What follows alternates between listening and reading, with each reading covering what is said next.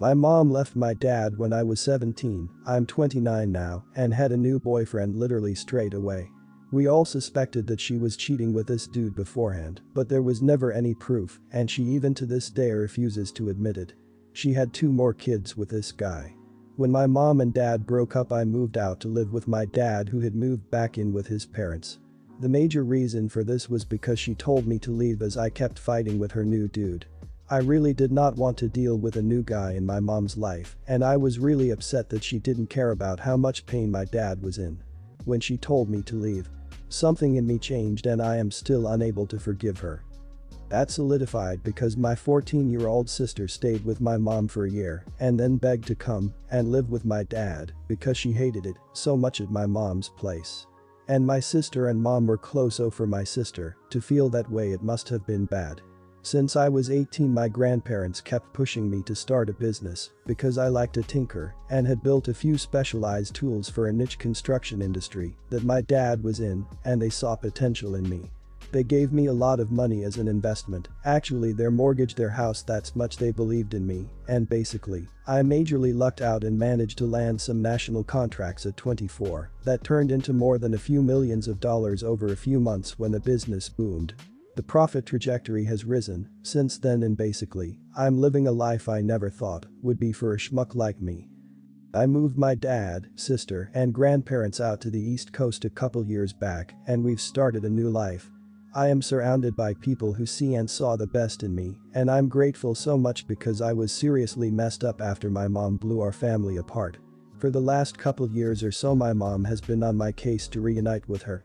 She is getting increasingly more insistent that I go visit her and her boyfriend and kids, and keeps trying to guilt trip me because my sister has a much more privileged life now and my younger 2 half-siblings don't.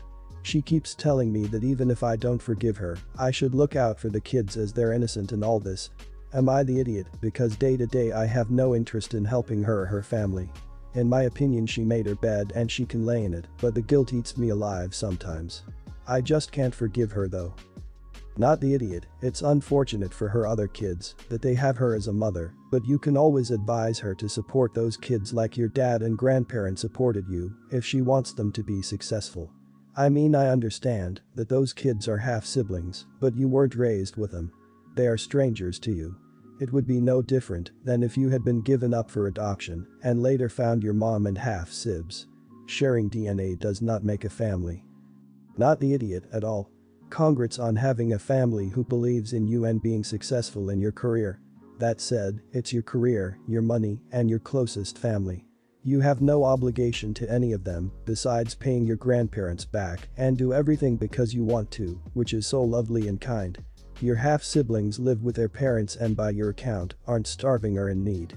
You don't need to do anything. If she keeps going, hang up. Hold to the line, it'll feel rude, but demanding someone else's money is actually the rude thing. Not the idiot. Of course, the kids are innocent in all of this, but you also do not have a relationship with them due to her choice, and her boyfriend's choice sounds like he may have been trying to exclude you and your sister from their new life together. It also sounds like when she sent you to live with your dad, it wasn't just shared custody and thinking that was what you wanted, but really kicking you out and minimizing contact. Me and my husband have been together 6 years, married for 4, and have a 2-month-old baby girl. My husband has children from a previous marriage and years ago was a stay-at-home dad to them, so in general he's great with kids, but he seems to have forgotten a lot about the newborn stage and really just wants the toddler stage, where she will be more like a little person and developing a personality. He isn't great with interacting with her yet, but I know that will come easier row him with time.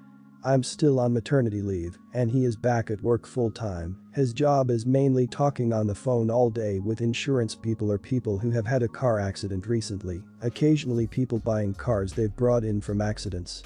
Things are busy right now, and he gets really tired, which I try to understand, but he seems to forget that having my daughter at home with me is also basically a full-time job and I need his help in the evening sometimes.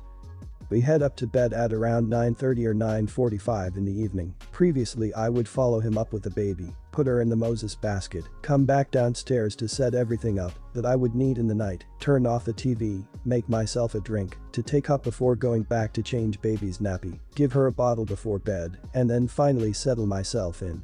This would all he sits in bed playing a quiz game he likes to play. Normally I will play with him for a while before falling asleep too.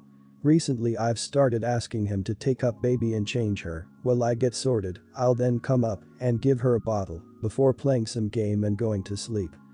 This has only been the last 5 nights, and when I go up the last 3 he says her nappy is basically dry, which is strange, because she would have had it on for a few hours, and it should be wet. He just shrugged his shoulders and said maybe she doesn't need a change before bed. Completely ridiculous suggestion, as it's another 4 hours at least until she wakes up in the night, meaning she would have had 6-8 hours in the same nappy. Last night her nappy felt full, and about 10 minutes before we went up to bed I checked, and it had a big blue line and looked like a fairly full wet nappy, but when I went up he tried telling me again that it was basically dry and he didn't think that nappy change was necessary anymore. I called him out on it and told him that I had checked and he was just lying to get out of doing it, even at the expense of our newborn's comfort, and it could lead to nappy rash which could be painful for her. I told him it was a terrible thing to do and he should be able to change a nappy. He starts complaining that I'm checking up on him and that he's too tired to be sorting out the baby at night, as really that's my job, especially during the week when he has to go to work in the morning and I was taking away what little leisure him time gets all day. So, am I the idiot to expect this from him every night when he wants some downtime before bed? Not the idiot. He lied to you and put your child at risk of developing a rash because he couldn't take a few minutes of his time to change her, and then blamed you for checking up on him and had the audacity to say it's your job. Screw that dude, what a horrible father and husband. Don't cook his dinner or clean his clothes, and when he asks where his dinner and clean clothes are, then you tell him that's not your job, it's his. When he complains about taking away what little leisure time he has, combat it with, I stay at home all day taking care of our child. Where is my leisure time? It takes not 5 minutes to do something I already do multiple times a day, and by the way, we both knew what we were getting into when we had a child. It is not my job but our job. You're supposed to be as much a caretaker as I am. Knowingly letting your baby sit for hours regularly in a full diaper is abuse. Yes, it really is. When the police or social services investigate infant abuse, on the checklist is, are their diapers clean and dry? This isn't a one-time thing, it was multiple nights in a row. And he would have gladly continued. I am having real difficulty imagining this guy as a great with kids. I loathe when men pull this crap of I work all day and you're just here doing nothing, so obviously I need to have downtime where you can just slave away for 24/7. It's his kid. He put your child at risk for a serious diaper rash. Well, I am a man, my daughter is 10 and my wife, her stepmother, and I have had the conversations with her over the last year about what to expect, etc. Last weekend she had her first period when waking up at a friend's from a sleepover. No biggie, she comes home, my wife talks with her again about pads and gives her some extras since we've already sent her with some for the school year expecting this to happen.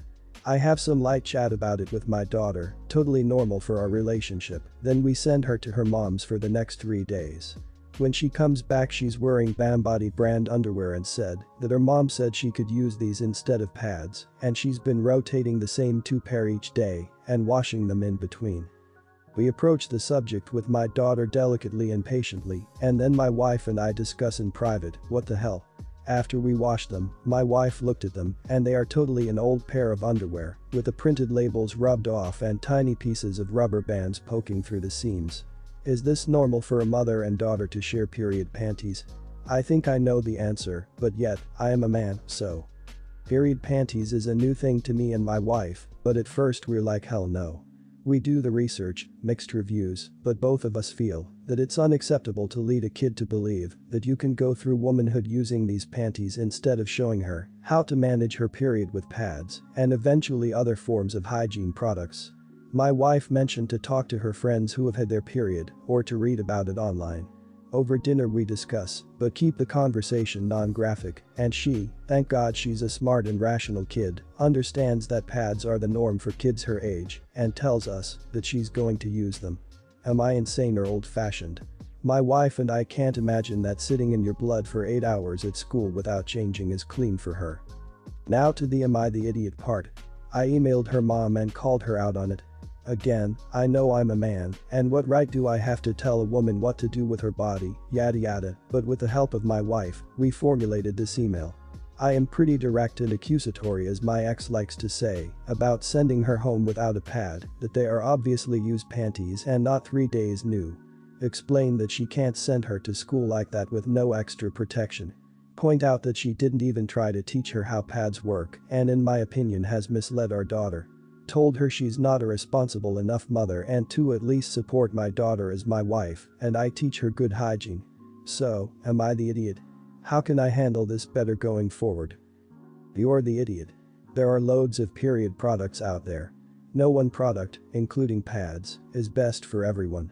Yes, period panties are a perfectly acceptable form and are likely a lot more comfortable for a young woman starting out when a lot of her friends may not have theirs yet. Lots of them are made to absorb way more blood than a pad. I still have nerves remembering how scared I was with the crinkling of plastic and paper opening hygiene products in the bathroom. Panties may be a great way to start with a lot less embarrassment. You and your wife are ignorant, and rather than learn you googled some and decided to kinda shame your kind into changing her products. Period panties can be swapped out, used with a cup, but I guess you guys haven't heard of that either. Your kid isn't going to sit in uncomfortable blood all day, she may not have a strong flow, she may want to use a mix of products. Thank God she has her mother.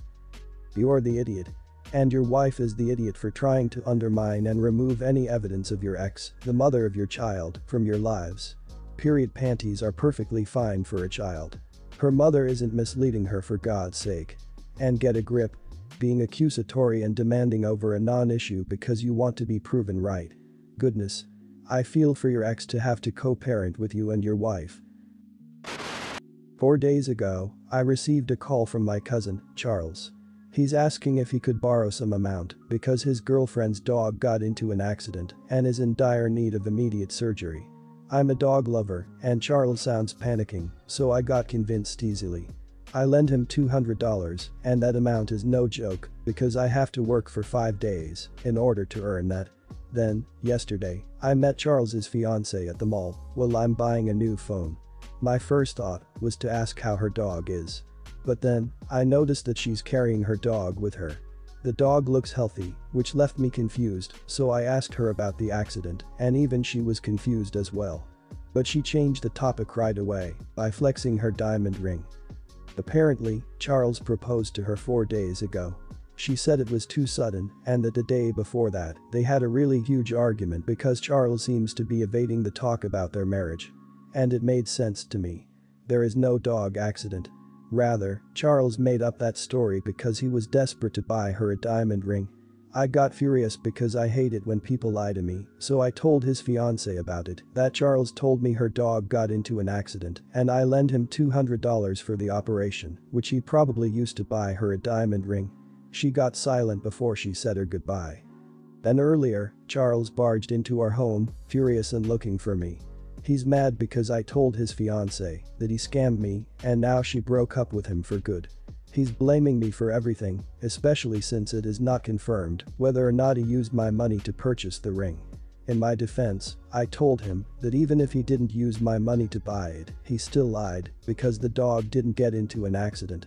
Anyway, my mom sided with him, telling me that I should have at least confronted him first, rather than ruining a relationship and Charles's reputation. It's late night here, but I can't sleep because I'm still fuming in anger. It's unfair that everyone seems to be blaming me for this breakup. Am I the idiot? Not the idiot. You work hard for your money. There is nothing worse than a moocher lying to take that money. That's why if someone in that situation were to tell me their dog needed surgery, I'd offer to go to the hospital with them and pay for it there. That way I know where my money is going. I never give money to anyone, though I'm very generous and have helped others buy things and pay for things, but I do it directly. Rest assured, you are not the idiot at all. And you didn't ruin his relationship, he did. Also, you probably did the girl a favor, now she won't be married to a lying scheming idiot. Good on you. You told her that you gave him $200 for her dog's operation, that alone is a huge lie that he brought her into. I'm sure she'd have connected the two situations as well. He obviously gave a very poor reason when she confronted him. Besides for the fact that this lie by default makes him the idiot, it's completely understandable that you'd have asked about her dog and related what he told you about the accident. Finding out that he lied to you, of course, you would not have gotten more information from him, since everything he'd say would be completely unreliable. Regardless of whether you intended to expose him or not, she would have put it together herself after learning he borrowed money for a surgery that never happened. I, 20, have a small friend group that me and my boyfriend, 19, share. For context, my boyfriend has some pretty bad anemia and is prone to fainting spells, dizziness, etc. He only recently started treatment for it, so he's not in top shape. I also have terrible asthma, so tons of physical activities give me attacks. A few weeks ago, our friend group went roller skating, which involves a lot of movement and spinning, and after going around the rink a few times, my boyfriend fainted while walking back to our table. He was fine, but didn't want to faint again, so we went around one last time and spent the rest of our time at the arcade. Only one of my friends, we'll call her Dawn, was mad at this, but we both brushed it off since nobody was really affected. Yesterday, I received a text from Dawn asking if I wanted to go to our local amusement park. She told me she had sent the same text to my boyfriend as well. I of course said yes. Later, I was fully dressed and ready to leave, but my boyfriend was still in normal clothes relaxing. I asked him why he wasn't dressed, and he told me he didn't know we were going anywhere. I texted my friend again, and turns out she lied to me, saying she didn't want to invite him because he'd make a huge scene fainting again. I ended up saying I didn't want to go anymore because she lied, and told her I'd pay her back for my admission ticket if she already bought it. Dawn blew up in our group chat telling everyone how terrible I was for canceling last minute. I got some private messages from other friends saying I'm the idiot and that she had a right to not invite him.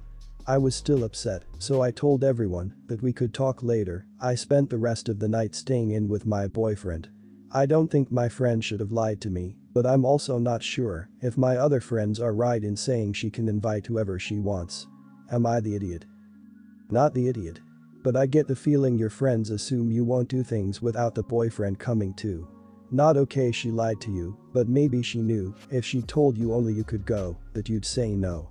If that is the case, please don't be that friend who can't be away from their boyfriend. Spending time away is healthy and good.